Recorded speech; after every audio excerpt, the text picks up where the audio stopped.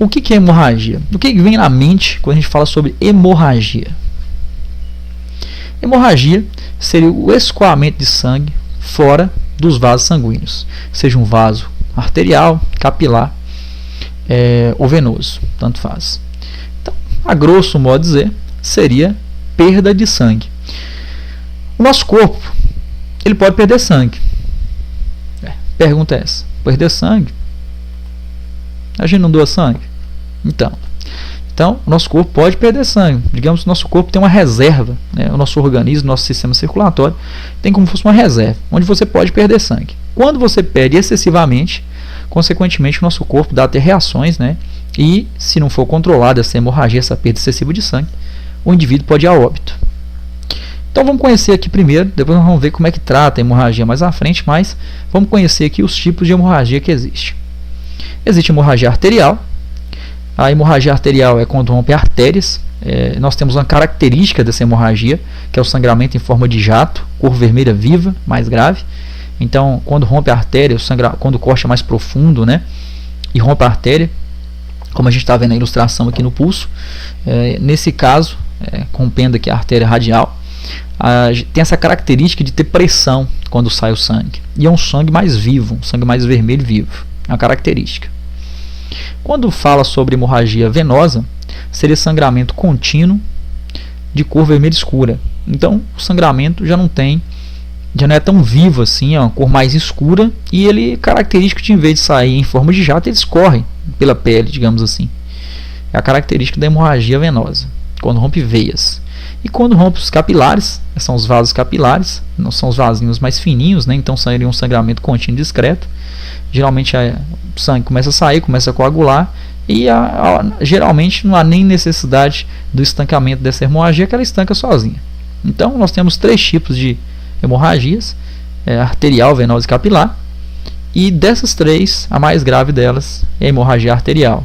São mais perigosas e difíceis de ser controladas. Então, geralmente, a vítima perde uma grande quantidade de sangue em pouco tempo.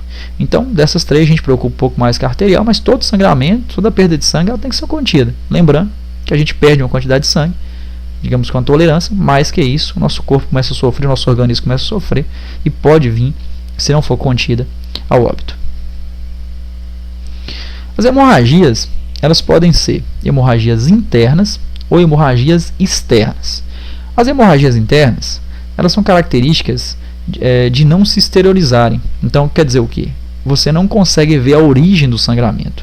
Pode até ser que você vê a vítima saindo sangue pelo ouvido, saindo sangue pelo nariz, pela boca, vomitando sangue, tossindo sangue, mas você não tem a característica, não dá para você ter a origem exata dessa hemorragia. Então, é hemorragia interna, órgãos internos, lesões internas. Quando a gente fala sobre hemorragia externa, aí já é diferente. São as que se exteriorizam, quer dizer, você consegue ver a origem do sangramento.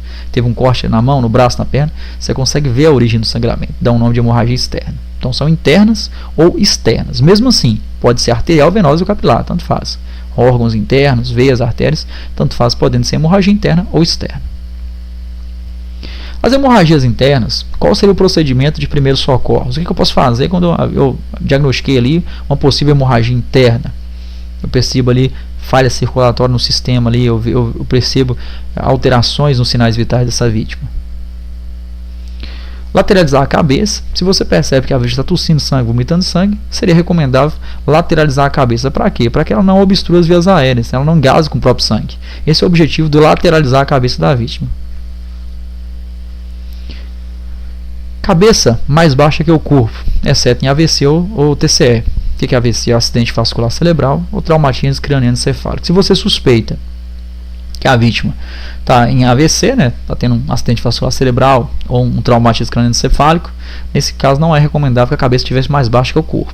Mas, em outros casos, de suspeita de alteração de sinais vitais, você não suspeita de AVC, você não suspeita de um TCE, é recomendável que você eleve as pernas da vítima acima do tronco aqui para facilitar a circulação.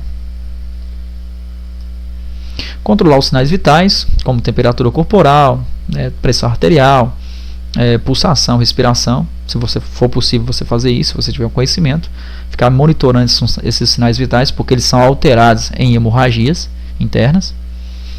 E não é recomendável que dê nada para a vítima ingerir. A gente não pode dar líquidos de alimento à vítima de maneira nenhuma. Isso pode ser mais grave, pode alterar a situação. Essa vítima talvez teria que ser levada a fazer algum tipo de cirurgia. A água reage com anestesia. Então nós vamos ter muito problema com a água. Então, quando a vítima se deparou com a situação de um acidente, o que for, lesões, a vítima pede água, não é recomendável que ter líquidos ou alimentos. Até questão de prova teórica, é muito comum de falar lá, manter a vítima em jejum. Essa é a recomendação aí nos casos de lesões, principalmente de hemorragias internas. Hemorragia externa são as que se terrorizam. Você consegue perceber a origem do sangramento. Qual será aí o procedimento de primeiros socorros? Pressione o ferimento com a gás ou pano limpo. Recomenda-se que você coloque uma gás esterilizada no corte da vítima, mas talvez não seja possível. Você consegue um tecido mais limpo, você consegue encontrar um pano mais limpo, você consegue encontrar e faz uma pressão direta. Né? É interessante que sua mão esteja protegida com uma luva, né? Claro, para não ter contato com a hemorragia diretamente. Coloca o pano em cima do corte e pressiona. Aquele pano é comum dele encharcar de sangue.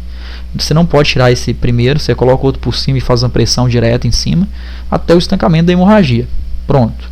Caso a hemorragia persista, né, só de você colocar o pano lá e pressionou, e colocou outro por cima e pressionou, não resolveu, a gente pode elevar os membros da vítima acima do tronco, acima do coração ali. Você pode levantar o braço, por exemplo, se a hemorragia for no braço, a perna, se a hemorragia for na perna, para dificultar, né, que o sangue chegue naquela região. Dessa forma ficaria mais fácil você conter a hemorragia. O sangue tem dificuldade para chegar lá no corte, consequentemente você estancaria a hemorragia com mais facilidade. Comprima pontos arteriais. Caso a hemorragia seja muito grave, talvez uma hemorragia arterial, que o sangue que você está fazendo o procedimento e não está contendo a hemorragia, você pode procurar a artéria mais próxima do corpo. Nós temos aí várias artérias, esses aqui são os pontos arteriais, não são as artérias do nosso corpo, onde a artéria mais próxima você conseguisse pressionar, né? Se conseguisse ali pressionar essa artéria, ajuda, né, a esse estancamento dessa hemorragia. Não utilize nem o garroteamento nem torniquete. O garroteamento ou torniquete não são técnicas recomendáveis. Eu não posso afirmar para vocês que não pode fazer, mas eu posso afirmar que não pode ser feito por socorrista leigo, né? Tem um protocolo falando exatamente como que faz um torniquete aí, mas são para profissionais da área de saúde, não são para socorristas leigos. Então o garroteamento ou torniquete seria basicamente você amarrar um pano antes do corte. Pronto, amarrou com bastante força, você fez um garroteamento. O torniquete, digamos que é o garroteamento melhorado. Além de amarrar, você ainda coloca um pedacinho de madeira e vai torcendo, para pressionar bastante ali o corte e consequentemente estancar, quer dizer, de facilitar o estancamento da hemorragia. Quando você amarra um pano aqui, um pano antes, o que acontece? Você pressiona a artéria, veio vaso sanguíneo, então não passa sangue para o corte, a vítima não tem perda de sangue. O problema é isso aqui.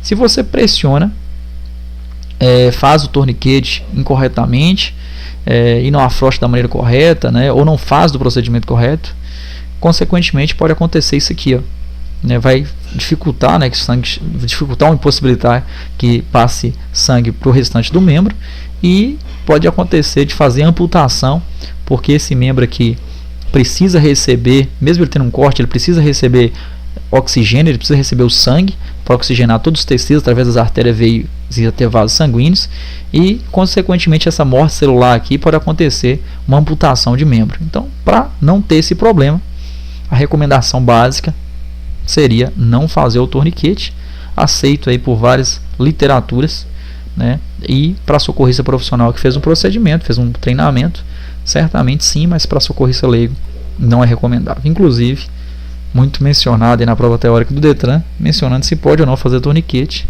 e a resposta correta seria não pode fazer torniquete e nem garroteamento.